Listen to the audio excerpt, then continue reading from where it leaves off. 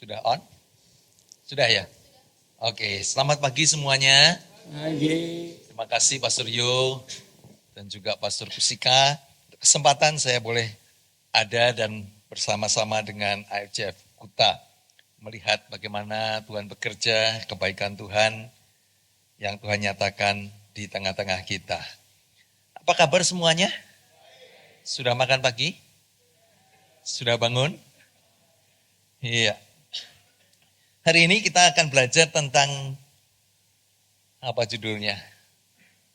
Cerdik dan tulus, ya, cerdik dan tulus. Kita awali dengan Matius 10 ayat 16 mengatakan, lihat aku mengutus kamu seperti domba ke tengah-tengah serigala. Sebab itu hendaklah kamu, apa saudara? Cerdik seperti ular dan tulus seperti merpati. Nah, ayat ini konteksnya adalah Tuhan Yesus mengajar ya atau mengutus murid-muridnya untuk memberitakan Injil, menyatakan kerajaan Allah datang ke dunia. Dan Tuhan Yesus memberi pesan bahwa mereka harus waspada karena mereka akan menghadapi tantangan-tantangan.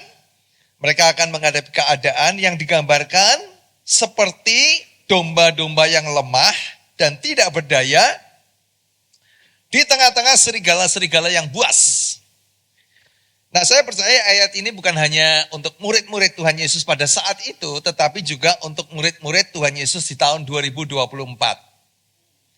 Ketika kita memasuki dunia kerja, untuk membawa misi menyatakan kerajaan Allah di dunia kerja, maka kita akan berhadapan dengan dunia kerja yang keras, yang licik, yang licin, bahkan kadang-kadang kejam. Keadaan seperti domba yang lemah dan tidak berdaya di tengah-tengah serigala yang buas.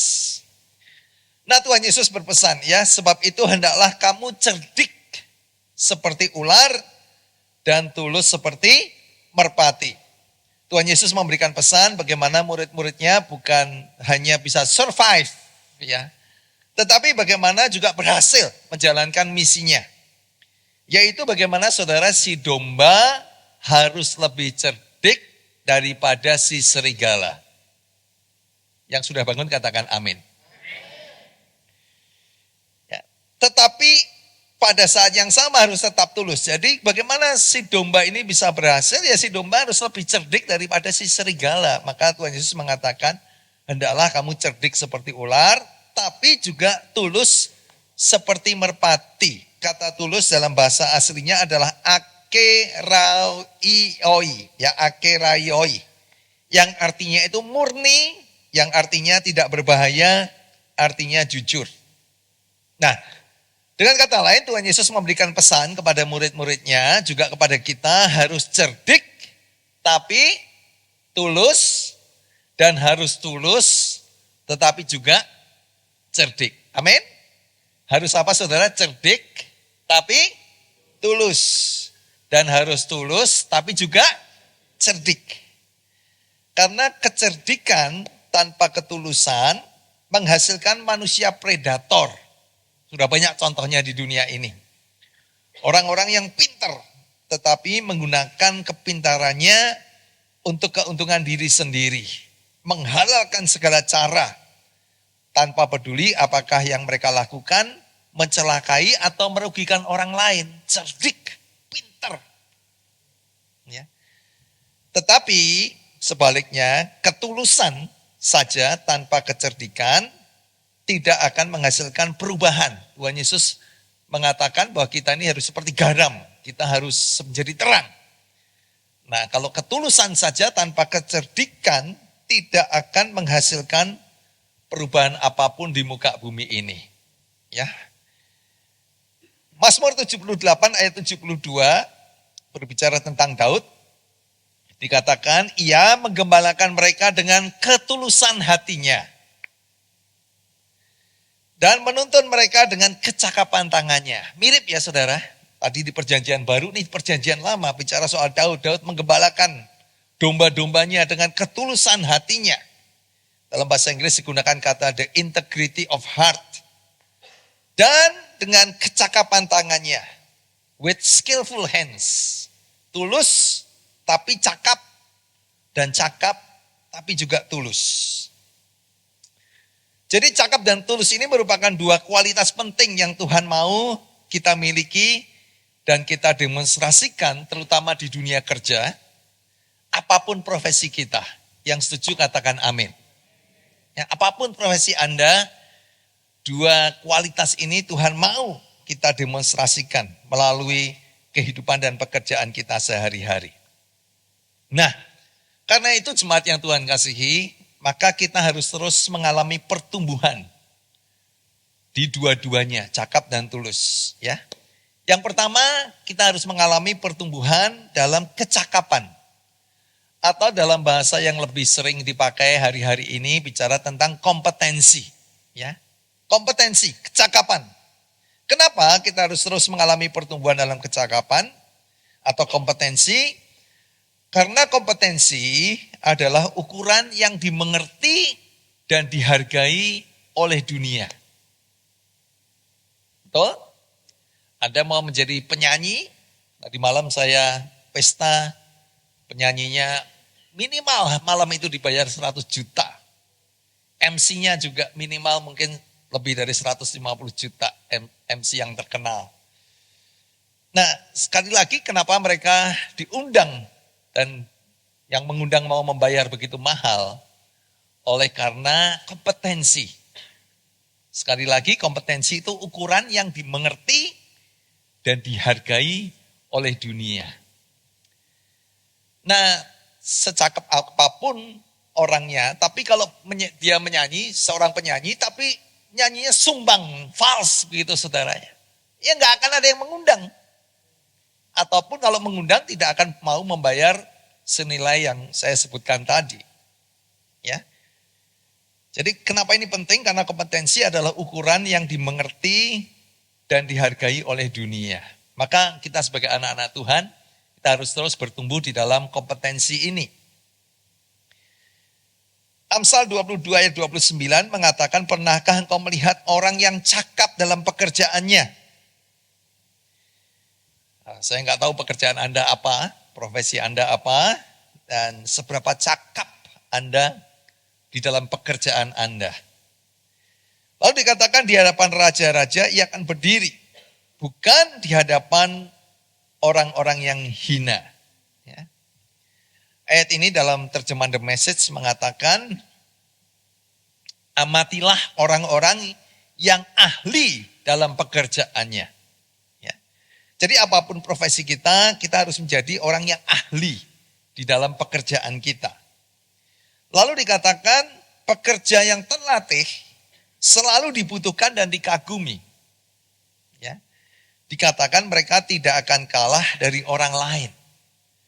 Kalau orang yang punya kecakapan, orang yang terlatih dikatakan selalu dibutuhkan. Mereka nggak usah mencari pekerjaan, pekerjaan yang mencari mereka. Headhunter, ya, didatangi. Sedang bekerja di sebuah perusahaan pun mau ditarik oleh perusahaan lain. Karena mereka cakap, mereka terlatih dalam pekerjaannya. Jadi untuk kita dapat menjadi terang dan garam di dunia kerja, kita harus mampu menunjukkan bahwa kita memiliki kompetensi yang dibutuhkan oleh dunia, ya. Anda punya kompetensi apapun, kalau nggak dibutuhkan oleh dunia, tidak dihargai ya untuk kita sendiri gitu. Tapi kita nggak bisa menjadi garam, nggak bisa menjadi terang. Kalau kita mau menjadi terang dan garam, mau tidak mau kita memiliki kompetensi yang dibutuhkan oleh dunia atau bahkan kompetensi yang kelas dunia. Jadi jika kita punya kompetensi yang dibutuhkan dunia, atau Anda punya kompetensi yang dibutuhkan oleh dunia, Anda akan dihargai oleh dunia. Sebaliknya, jika kita tidak memiliki kompetensi yang dibutuhkan dunia, ya Anda nggak akan dihargai oleh dunia. As simple as that. Kalau kita mau dihargai oleh dunia, ya kita harus punya kompetensi yang dihargai oleh dunia. Tapi kalau kita nggak memiliki kompetensi yang dibutuhkan dunia, ya mereka tidak akan menghargai kita. Masih ayat yang sama dalam terjemahan yang lain, dikatakan, do you see any truly competent workers? Ya, apakah Anda melihat pekerja yang benar-benar kompeten, punya kompetensi? Lalu dikatakan mereka akan melayani raja dan bukan bekerja untuk orang biasa. Jadi jemaat yang Tuhan kasihi, yuk kita harus terus-menerus mengasah kecakapan kita dan terus belajar dan bertumbuh apapun profesi kita. Tapi di sini yang mau katakan amin dulu. Dalam apa saudara? Dalam pengetahuan, dalam keahlian di bidang kita masing-masing, menjadi orang-orang yang punya kompetensi yang dibutuhkan oleh dunia. Sehingga kita menghasilkan karya-karya yang excellent. Ya, orang-orang kalau punya kompetensi tertentu yang terus diasah dan dilatih, maka merekalah yang akan menghasilkan karya-karya yang excellent. Ya. Amsal 18:15 mengajar kita menjadi orang yang terus mau belajar. Dikatakan orang cerdas selalu siap belajar. Ya. Punya habit untuk belajar. Setiap kali saya diundang pelayanan gereja atau menghadiri sebuah gereja, ya, punya kebiasaan belajar sesuatu. Saya juga mau belajar di IJF Kuta, apa yang saya bisa belajar untuk saya bawa kembali ke gereja IJF Semarang, kita terapkan di sana. Ya, semua yang kita lakukan di sana juga kebanyakan enggak original kita sendiri, tapi karena saya suka belajar, ya. Bahkan kondangan pun belajar. Dulu ada masanya ketika kita kondangan, kalau menghadiri atau kondangan ya saudara. Lalu saya lihat, wow, alat kameranya bagus-bagus, kamera videonya bagus-bagus gitu. Ya. Dan tadi malam kita kondangan, saya juga kondangan, saya biasanya lihat apa sih yang mereka pakai, mixernya apa, mic-nya apa, video mixernya apa, sound-nya pakai apa. Lalu saya katakan, wow, sekarang kita nggak kalah. Kenapa saudara? Karena belajar, mau belajar. Lalu dikatakan telinganya terbuka untuk pengetahuan. Ya, yuk kita jadi orang yang seperti apa yang dikatakan dalam Amsal 18 ini, mau terus belajar. Lalu telinganya itu terbuka untuk pengetahuan.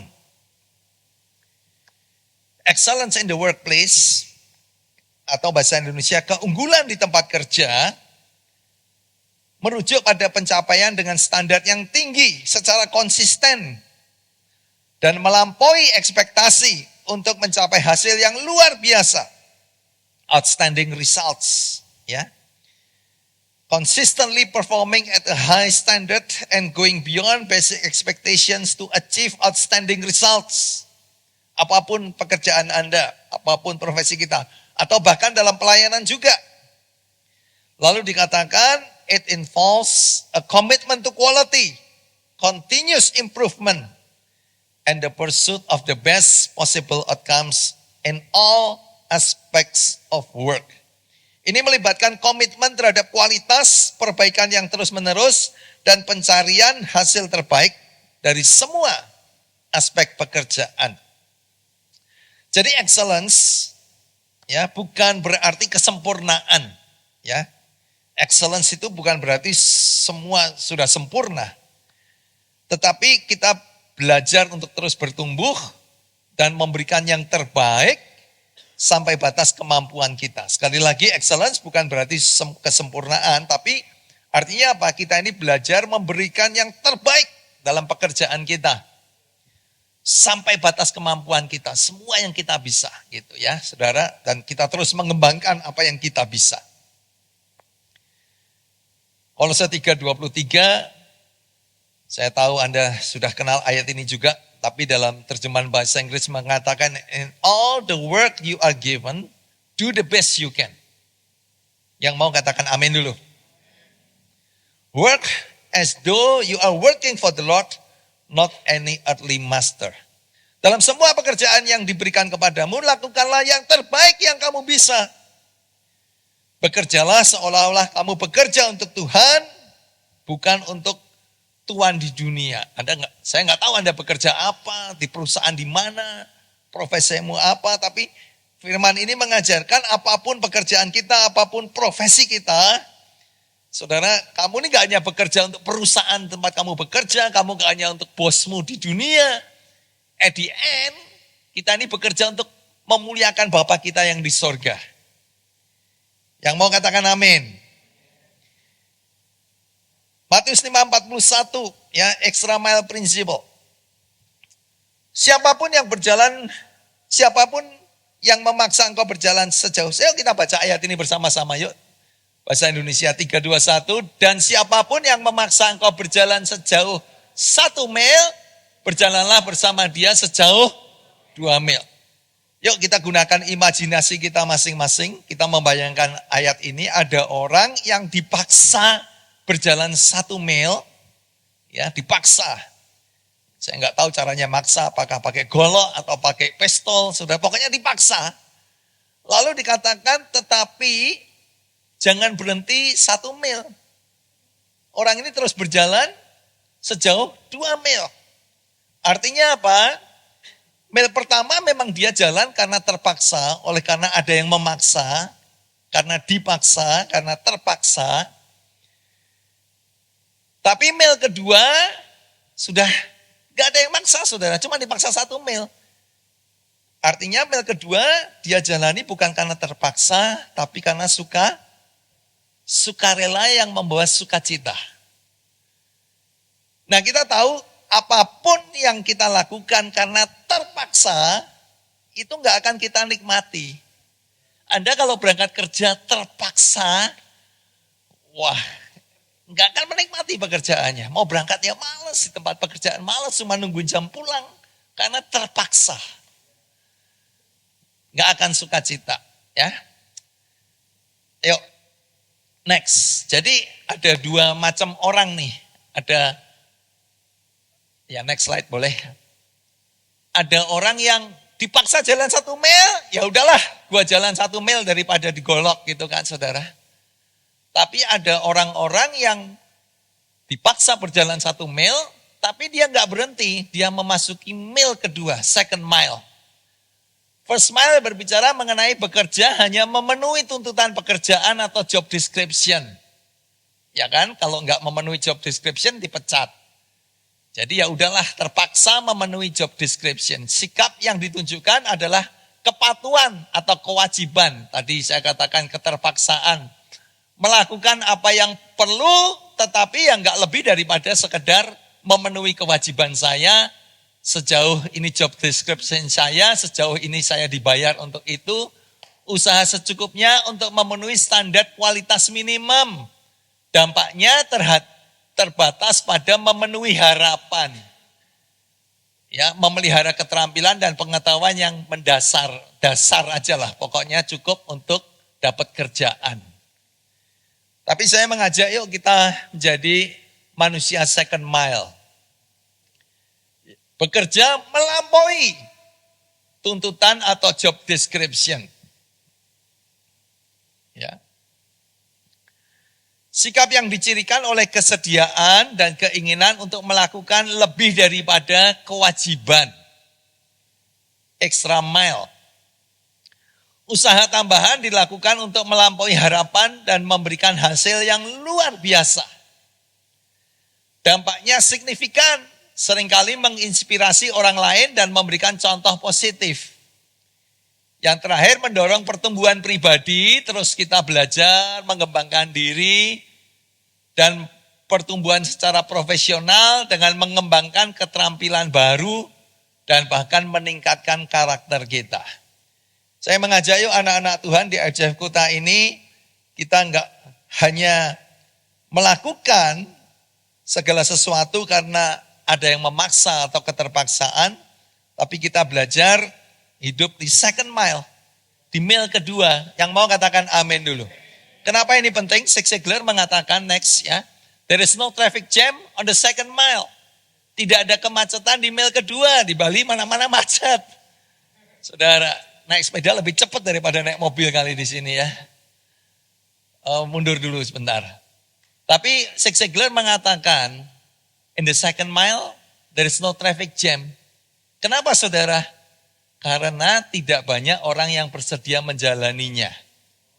Seketika kalau Anda mau hidup di second mile, membuat Anda menjadi berbeda dan unggul, menjadi outstanding. Inilah kunci anak-anak Tuhan bisa mempengaruhi jadi garam dan terang, outstanding ketika kita punya mentalitas second mile.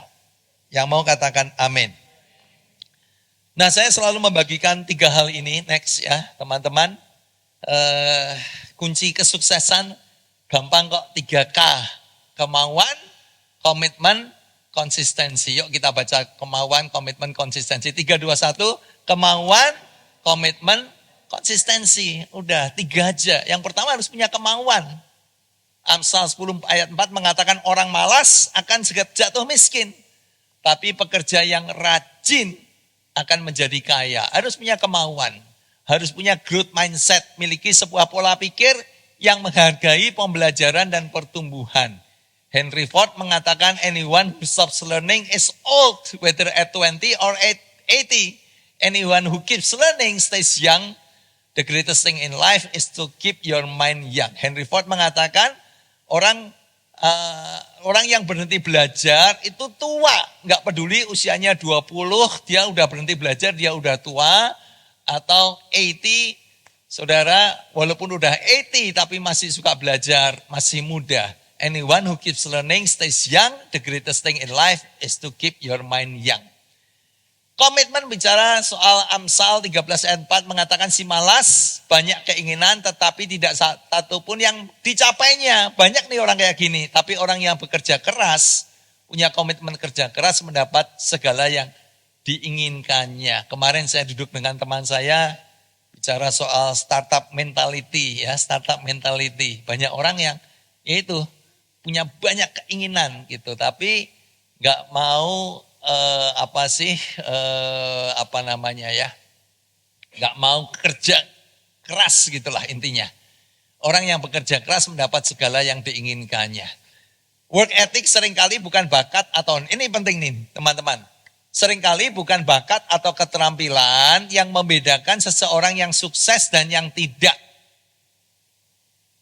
Ya. Melainkan seberapa besar usaha yang mereka berikan dalam menyelesaikan satu pekerjaan.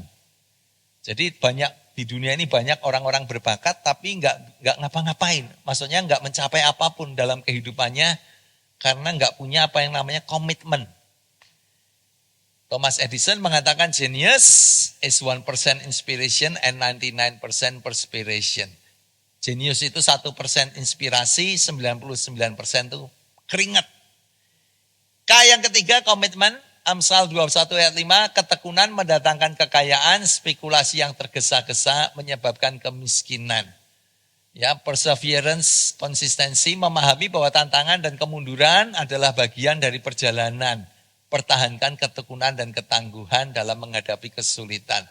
Nah ini saya suka nih, quotation yang terakhir ini mengatakan, nothing in this world can take the place of persistence, talent will not.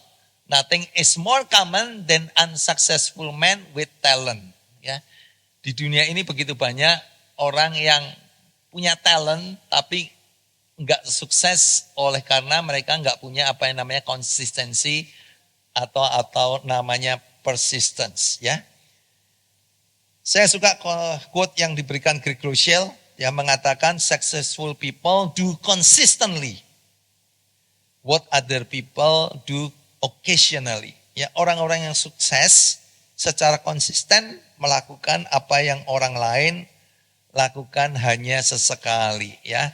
Baca buku ya sesekali, tapi orang yang sukses ya punya habit membaca buku, ya. Saudara, yang kedua, selain dikenal sebagai orang yang cakap dalam pekerjaan, anak-anak Tuhan perlu juga dikenal memiliki integritas. Ya, atau ketulusan dan kejujuran dalam bekerja. Harus cakap tapi tulus tetapi juga cakap. Amin. Amsal 11 ayat 1 mengatakan neraca serong adalah kekejian bagi Tuhan. Tetapi ia berkenan akan batu timbangan yang tepat, ya.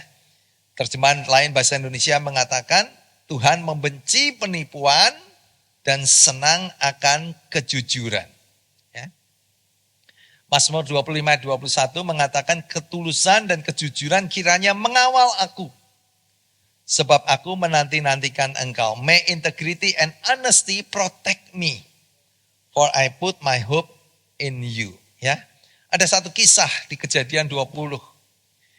Ya. Ini ceritanya adalah ketika Abraham berangkat ya ke tanah Negeb, lalu dia sementara singgah antara Kades dan Syur. Ia tinggal di satu tempat namanya Gerar. Ya, lalu dikatakan di situ Abraham mengatakan bahwa Sarah yang sebenarnya adalah istrinya, dia mengatakan begini, dia saudaraku. Saya nggak tahu Abraham ini bisa dapat inspirasi dari mana gitu saudara ya. Dia saudaraku, padahal istrinya.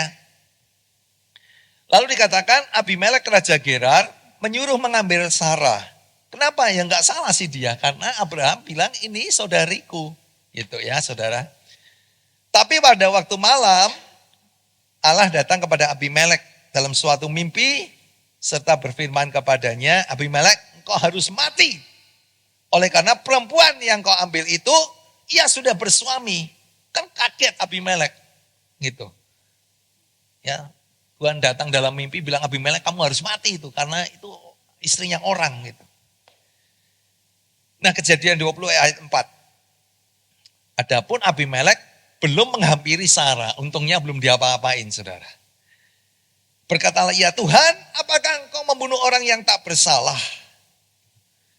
Bukankah orang itu sendiri mengatakan kepadaku. Tadi ingat ya Amsal tadi mengatakan integrity will protect me. Nah ini contohnya saudara. Bukankah orang itu sendiri yang mengatakan kepadaku, dia saudaraku. Dan perempuan itu sendiri telah mengatakan, ia saudaraku. Jadi ya sekongkol nih, Abraham dan Sarah ini. Jadi kata Abimelek kepada Tuhan, ini kulakukan dengan hati yang tulus, dengan tangan yang suci. Ya. Abraham mengatakan Tuhan, in the integrity of my heart and innocence of my hands, I have done this. Lalu Tuhan datang lagi kepada Abimelek dalam mimpi dan berkata, Abimelek, aku tahu bahwa engkau melakukan itu dengan hati yang tulus. Maka aku pun telah mencegah engkau berbuat dosa terhadap aku. Luar biasa kan saudara? Amsal tadi mengatakan ya integrity will protect me. Orang yang hatinya tulus mau berdosa aja dikasih tahu sama Tuhan. Hati-hati itu dosa gitu ya. Dicegah berdosa. Maka aku pun telah mencegah engkau berbuat dosa terhadap aku. Sebab itu aku tidak membiarkan engkau menjamah dia. Ya. Saudara, ayat lain dalam Mazmur 41 ayat 12. Engkau telah melindungi aku karena aku tulus. Engkau telah menerima aku di hadiratmu untuk selama-lamanya. Satu quotation ini bagus saudara, dikatakan the most satisfying feeling you can experience. Saya berharap Anda bisa mengalami ini dalam kehidupan kita setiap hari. Ya, dikatakan the most satisfying feeling you can experience comes from being completely honest with God and yourself. Ya. Mungkin kita bisa menipu orang, kita bisa mengelabui orang, kita bisa mengelabui bos kita bisa mengelabui istri kita dan lain sebagainya. Tapi dikatakan perasaan paling memuaskan yang bisa Anda rasakan datang dari kejujuran penuh dengan Tuhan dan dengan diri Anda sendiri. Ya. Competence makes you capable. Ya. But integrity makes you credible. Kompetensi membuat Anda mampu, tapi integritas membuat Anda menjadi orang yang dapat dipercaya. Competence open doors, but credibility keeps them open. Kompetensi membuka pintu kesempatan. Ya kalau Anda punya kompetensi, wah dikenal orang. Tapi kalau nggak punya kredibilitas, ya nggak akan bertahan lama. kredibilitaslah yang akan membuat pintu-pintu itu terbuka lama untuk Anda. Ya, saya bisa mengundang pemain musik bisa maju ke depan. Jadi karier yang baik, penghasilan yang besar, usaha yang berhasil, sebenarnya itu baru setengah dari kesuksesan. Sukses sejati adalah ketika kita bisa menjaga hati kita tetap benar, berapapun yang dipertaruhkan. Sukses sejati adalah ketika orang-orang terdekat kita masih mencintai kita setelah kita mencapai puncak karier yang kita impikan. Sukses sejati adalah ketika hati kita tetap melekat kepada Tuhan sesudah kita mengalami keberhasilan. Ya. Saya suka Ken Costa ini mengatakan, my workstation is my worship station. Amin. Apapun pekerjaan profesi Anda, kita berangkat kerja bukan karena terpaksa, tapi karena kita tahu this is my worship station. Melalui pekerjaan kita mau menyembah dan memuliakan Tuhan. Jadi pada akhirnya kita menyadari bahwa karier yang baik, penghasilan yang besar, usaha yang berhasil, sebenarnya itu adalah bonus, saudara. Tujuan dari pekerjaan adalah untuk kita menghormati Tuhan, melayani Tuhan, dan melayani orang-orang lain. Amin. Yuk kita tundukkan kepala, kita berdoa. Tuhan Yesus, terima kasih untuk setiap kesempatan yang Tuhan berikan pada kami, untuk setiap pekerjaan, untuk setiap karier. Tuhan, kami mau menggunakan semuanya untuk menjadi worship station. Kami bisa menyembah Tuhan, kami bisa memuliakan Tuhan melalui semuanya itu. Tuhan, aku berdoa untuk setiap anak-anak-Mu di tempat ini, apapun profesi pekerjaan mereka, biar mereka boleh bertumbuh di dalam kecakapan, sehingga melalui semua pekerjaan mereka orang-orang di dunia bisa melihat siapa Tuhan kami. Dan kami boleh bertumbuh dalam integritas Tuhan, membangun karakter yang baik, yang kuat Tuhan, sehingga kami boleh menjadi terang dan garam. Kami boleh hidup Tuhan, tidak ada yang kami takutkan, oleh karena integritas itulah yang akan menjaga kehidupan kami, dan Tuhan yang memproteksi kami semua. Buat setiap anak-anak-Mu berhasil dalam semua karier pekerjaan mereka, Tuhan, karena kami percaya bahwa keberhasilan, penghasilan, kesuksesan usaha adalah bonus. Kami mau bekerja untuk memuliakan dan meninggikan nama Tuhan. Dalam nama Tuhan Yesus kami berdoa. Yang percaya kita katakan amin. Terima kasih. Thank you. Mari kita bangkit berdiri dan terima berkat yang daripada Tuhan. Terima kasih banyak Pastor Budi yang membagikan firman Tuhan hari ini. My workstation is my worship station. That's awesome. Kalau kita bisa lakukan itu terus-menerus, saya pikir berkat Tuhan akan mengalir banyak sekali. Mari angkat tangan kita terima berkat yang daripada Tuhan. Bapa di surga, kami mengucap syukur buat firman-Mu. Biarlah itu melekat dalam hati kami Tuhan.